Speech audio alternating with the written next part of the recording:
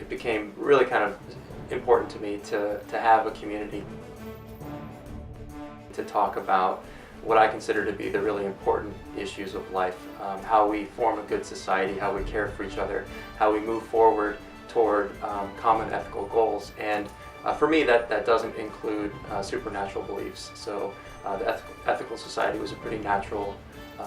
place for me to land to talk about those big questions of life. So I was raised in a religious community, and I think, like a lot of kids, I was trying to piece together all the different ideas and stories that we were learning in school and in religion classes.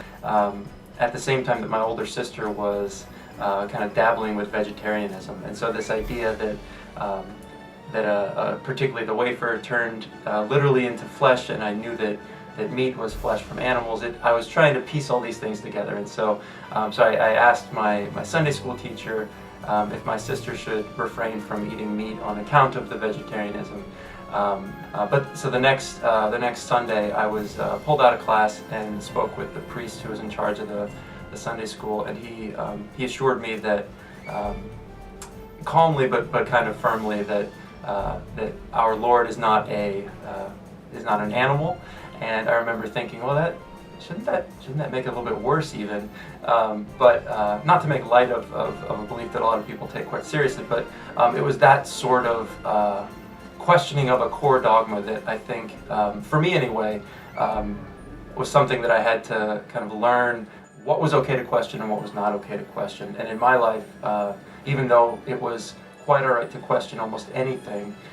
in school, in the family life, it was kind of unspoken but clear that certain religious topics were off limits for that sort of deep questioning. So the ethical value of I am free to choose what I believe, to me, is a fundamental tenet of humanism that should guide the way that we approach matters of personal belief that then include matters of faith. And I think that this is especially important as it relates to the raising of children, that children should be free to question and free to then come to their own conclusions about what they believe.